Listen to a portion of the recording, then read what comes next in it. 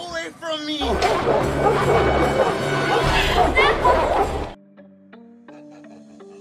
Hey hello, balik lagi di Filosofi. Gimana nih puasa kamu? Semoga tetap lancar ya. Nah buat kamu yang udah penasaran banget dan pengen tahu banget kelanjutan dari film The Hostel yang kedua, Nah, kali ini aku bakal review The Hostel yang part 2 nih. Tapi sebelumnya buat kamu yang belum tahu part pertamanya, boleh banget diklik link di atas. Nah, kamu boleh nonton dulu yang pertama biar nyambung nih sama yang kedua. Ya udah, sekarang langsung aja kita ke reviewnya. Please welcome The Hostel Part 2.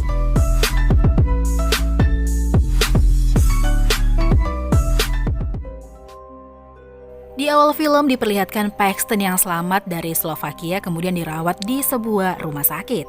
Di sana ada polisi Itali dan juga satu penerjemah yang lagi gali keterangan dari si Paxton. Paxton pun langsung menceritakan kejadian-kejadian menyeramkan dan juga teman-temannya yang meninggal akibat perbuatan orang-orang gila nih di Slovakia. Kemudian Paxton pun bilang kalau anggota dari komunitas gila itu memiliki tato anjing. Lalu kemudian si penerjemah itu bilang kalau ada orang yang meninggoy di terminal kereta api yang juga memiliki tato anjing di tangannya. Si Paxton pun auto gelisah nih karena ternyata orang yang meninggoy itu adalah si Wak Cabul yang dihabisi di toilet kereta api. Nah jadi ternyata kalau kemarin di part 1 itu si Paxton ini bawa lari anak si Wak Cabul ternyata nggak jadi dilakuin dia. Tapi dia malah menghabisi si Wak Cabul itu di toilet stasiun kereta api. Nah tapi tiba-tiba si polisi malah menunjukkan kalau dia ternyata punya tato anjing yang serupa. Ya otomatis itu merupakan komplotannya juga. What's going on? Paxton pun panik nggak tuh? Iya panik lah, masa enggak? Karena tiba-tiba aja laki-laki itu langsung berusaha merobek perut si Paxton dengan begitu menyeramkan. Nggak taunya ternyata Paxton ini ngeprank. Dia ternyata cuma mimpi aja nih karena mungkin dia merasa trauma sama kejadian-kejadian yang dialami dia. Paxton sekarang tinggal bersama dengan pacarnya di sebuah tempat yang kayak semacam terpencil gitu karena dia takut nih keberadaannya diketahui sama komplotan itu. Ketika paginya pacar si Paxton nggak menemui Paxton di tempat tidur. Dia pun cari dong tuh Paxton kemana-mana. Tapi ternyata Paxton sudah dalam keadaan yang sangat mengenaskan, gengs, dengan kepala yang udah puntung. Lalu kepala Paxton dibawa ke seseorang yang merupakan ketua dari elite hunting itu. Wah, ini si Paxton ujung-ujungnya meninggal juga. Sungguh Paxton yang malang. Scene kemudian berfokus ke 4 orang perempuan. Jadi sekarang giliran ciwi-ciwi nih. Mereka adalah Beth, Whitney, Lorna, dan Axel. Jadi mereka ini mempunyai rencana untuk liburan ke Praha. Pas lagi di stasiun terlihat Beth ditelepon sama bapaknya. Dan dari obrolan mereka kelihatan kalau mereka ini semacam orang tajir gitu. Tapi Beth rendah hati dan tidak sombong. Waktu di kereta, Beth dan Whitney pun keluar untuk cari minuman. Sedangkan Lorna pun tinggal dalam gerbong sendirian. Tapi terlihat seseorang sedang memperhatikan Lorna. Pas lagi ambil minum, gak sengaja Beth dan juga Whitney bertemu dengan Axel yang kebetulan dia juga mau liburan nih ceritanya. Setelah kembali ke gerbong, Beth dan Whitney menemukan Lorna yang lagi nangis kejer karena ternyata barangnya barusan dirampok. Terus kujuk-kujuk datanglah si Axel dengan bawa barang si Lorna. Dia bilang kalau itu didapetin dari orang yang sangat mencurigakan katanya. Nah untuk berterima kasih, akhirnya diajaklah tuh si Axel buat gabung di sama mereka di gerbong mereka gitu. Axel pun bilang ke ciwi-ciwi ini kalau buat apa sih liburan ke Praha, kayak nggak ada yang asik gitu loh di sana. Terus dia nawarin mending kesini aja deh, tempatnya amazing, pokoknya nggak bakal nyesel lah. Ya bisa ditebak kan tempatnya di mana? Iya, Slovakia. Okay, we'll go. Akhirnya sampailah tuh mereka di Slovakia dan nginep di hostel yang sama pula. Kayak deja vu nggak sih? Kayak mau keulang lagi gitu kejadiannya. Mereka kemudian disambut oleh resepsionis yang sama pula nih. Lalu kemudian mereka memberikan paspor mereka buat identitas. Lalu kemudian si abang resepsionis mengambil paspor mereka dan kemudian memfotokopi lalu memasukkan data mereka ke dalam sebuah website. Dan bisa ditebak dong, ternyata ciwi-ciwi ini kemudian dijual secara online dan dilelang nih. Siapa yang nawar paling tinggi, dia yang ngedapetin cewek-cewek ini buat disiksa, gengs. Sementara tuh ciwi-ciwi ini lagi asik jalan-jalan di Slovakia. Tapi tiba-tiba biasalah datang preman-preman cilik yang ngadang mereka. Si Lorna yang awalnya niat baik nih mau kasih permen, tapi tiba-tiba diludahi dong sama anak-anak itu. Terus kabur gitu aja. Sungguh anak-anak yang badung. Sementara itu orang-orang yang menang lelang sudah sampai di Slovakia, yaitu si Todd dan juga Stuart. Mereka pun kemudian diberi tato anjing sebagai tanda kalau mereka sudah fix nih menjadi anggota elite hunting. Lalu malamnya Beth, Lorna, Whitney, dan juga Axel datang ke sebuah festival panen di tempat itu. Terlihat ciwi-ciwi ini yang sangat menikmati festival itu. Dan ternyata Sito dan juga Stewart ada di tempat itu juga dan memperhatikan mangsa-mangsa mereka dari jauh. Lorna yang kesepian pun kemudian didekati oleh seorang laki-laki yang bosan dan tangguh lalu diajak joget bareng nih. Lalu si Bet yang lagi duduk-duduk santuy pun didatangi oleh seorang laki-laki yang langsung mengajaknya menari, tapi Bet menolak dengan sopan saat itu. Laki-laki itu pun kemudian bilang kalau dia bisa membantu Bet, kemudian dia pergi gitu aja. Si resepsionis hostel yang melihat kejadian itu pun datang menjumpai si Bet dan tanya nih, kamu nggak diapa-apain kan sama tuh laki-laki? Ya Bet pun jawab nggak diapa-apain. Lalu saat si resepsionis hotel memberikan dia minum, Bet pun diam-diam ngebuang minum itu ke belakang, nggak taunya ngenain si Stewart. Bet pun kemudian minta maaf dan berencana mengambilkan minum nih buat si Stewart.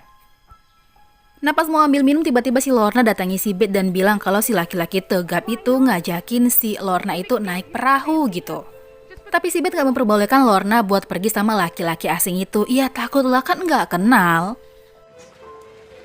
Si Bet dan juga si Stewart kemudian terlihat ngobrol-ngobrol santuy. Tapi tiba-tiba si Bet ngelihat si Lorna yang naik perahu aja sama si laki-laki tegap itu.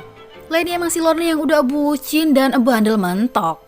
Si Lorna kemudian dibawa ke suatu tempat yang terpencil dan gelap nih sama si abang-abang tangguh. Lalu tiba-tiba Lorna dibekap dan diangkut sama mereka. Sementara itu si Bet yang khawatir nih karena Lorna nggak balik-balik, kemudian minta tolong sama si Axel untuk nunggu Lorna di situ karena dia harus mengantar si Whitney yang udah mabuk ini pulang ke hostel. Keesokan harinya mereka pergi ke tempat pemandian kayak gitu dan masih berpikir positif lah tentang si Lorna yang gak balik-balik nih. Tapi nyatanya nasib Lorna udah di ujung tanduk. Lorna sudah digantung terbalik dengan dibawanya ada seorang wanita yang langsung mencabik Lorna dan dia langsung mandi dengan darah Lorna. Sungguh fantasi yang membagongkan. Bet pun yang ada di tempat pemandian tiba-tiba mendapati semua orang hilang gitu dari tempat pemandian itu. Dia pun langsung cari Whitney nih kemana-mana. Tapi tiba-tiba ada beberapa laki-laki yang langsung mengejarnya. Dia langsung gercep kabur dan tiba-tiba dia itu bertemu dengan seorang laki-laki yang kemarin menemuinya di festival. Bet pun meminta tolong tapi laki-laki itu kabur kayak gitu aja. Bet langsung lari dengan sekuat tenaga menuju hutan dan akhirnya dia terjatuh karena ada sebuah jebakan di situ. Ternyata jebakan itu adalah jebakan yang dibuat oleh bocil-bocil yang badung mentok ini. Dan untungnya si Axel datang nih untuk nyelamati si Bet lalu ngebawa Bet ke sebuah rumah. Berharap akan selamat, tapi tiba-tiba laki-laki yang ngejar dia tadi pun datang ke rumah itu. Dan dari sini si Bet pun baru tahu kalau si Axel itu ternyata berkomplot dengan mereka. Kalau kita sih udah tahu dari awal ya. Sekarang kita beralih ke Whitney yang juga bernasib naas. Dia pun berusaha ngelawan dan berusaha kabur, tapi tetaplah usaha dia tuh sia-sia. Sementara itu, Sito dan juga Stewart sudah siap-siap mau menjalankan aksinya. Stewart pun kemudian membuka tutup kepala si Bet dan dia kayak kebingungan gitu. Apa nih yang bakal dilakuinnya? Bet pun kaget karena ngeliat Stewart dan dia minta dilepaskan nih ikatannya. Stewart pun yang udah dari awal kelihatan ragu dan kayak kasihan sama Bet, dia pun ngelepasin ikatannya si Bet. Di tengah-tengah kegugupannya dan rasa bingungnya itu, dia tiba-tiba mentung si Bet dan ngikat si Bet lagi. Wah, ini psikopat sih ini. Sementara itu si Tut lagi senang-senang sama si Whitney. Dia menakut-nakuti Whitney dengan sebuah alat kayak gitu dan tanpa sengaja alat itu melukai wajah si Whitney dan ngebuat wajahnya itu terluka parah. Tut kemudian dengan kesal keluar ruangan dan gak menyelesaikan pekerjaannya. Dia pun bilang kalau dia selesai dan pastinya ini jelas aja melanggar kontrak dari Elite Hunting. Lalu saat dia berada dalam lift, anjing-anjing pun dilepaskan ke arahnya dan itu langsung membuat dia tinggal tulang belulang, gengs. Dengan keadaan yang udah kayak gitu, Whitney pun kemudian ditawarkan kembali kepada orang-orang yang di situ dengan harga miring alias diskon lah gitu. Whitney pun kemudian ditawarkan ke Stewart. Lalu Stewart pun sempat nanya nih, Todd kemana? Lalu mereka bilang ada masalah nih sama si Todd. Dan gak pikir panjang, si Stewart pun langsung membeli si Whitney dengan memamerkannya dulu ke Beth dan setelah itu menghabisi Whitney. Setelah melakukan aksi gilanya, dia pun kembali ke ruangan si Beth. Beth di sini pun sempat kayak merayu si Stewart kayak gitu dan memohon supaya diselamatkan. Stewart pun kemudian menyuruh Beth untuk berbaring di meja dan mencoba untuk you know lah. Tapi untungnya Beth dengan sigap memplokoto si Stewart dan kemudian langsung mengikatnya di kursi. Beth pun langsung mematikan CCTV dan kemudian meminta kode pada Stewart untuk membuka pintu. Tapi karena si steward yang bagong ini gak mau ngasih, Beth pun kemudian menusuk telinganya. Akhirnya steward memberikan kode palsu ini ke Beth dan itu ngebuat kode alarm di penjaga pun berbunyi. Sontak aja para penjaga pun langsung datang nih ke sana. Para penjaga pun kemudian diperintahkan untuk langsung menembak si Beth. Tapi kerennya si Beth malah bilang nih, aku mau beli jalan keluar dari sini. Si Beth meyakinkan kalau dia ini orang kaya dan bisa membeli dan menjual apa aja yang dia mau. Tapi Stuart pun gak mau kalah, dia bilang dia bakal bayar lebih. Tapi akhirnya negosiasi itu dimenangkan oleh si Beth. Lalu dengan perasaan yang sangat kesal, si Beth kemudian langsung memotong alat pejantan tangguhnya si Stewart sampai dia meninggoy perlahan. Beth pun kemudian diberi tato anjing dan dia sekarang resmi menjadi anggota Elite Hunting. Scene pun kemudian berpindah ke sebuah pesta di mana si Axel udah punya mangsa baru nih. Tapi tiba-tiba ada seorang bocil yang mencuri tasnya si Axel. Axel pun mengejar si bocil sampai ke hutan dan kemudian terjatuh karena adanya jebakan. Dan Tara, di depan si Axel ada si Beth yang udah siap-siap dengan sebilah kapak. Tanpa banyak bacot, si Beth pun langsung mempeluk-kutul lehernya si Axel sampai buntung, gengs. Di akhir scene terlihat kepala si Axel yang jadi bola oleh bocil-bocil yang badung-badung ini. Lalu film The Hostel Part 2 pun selesai.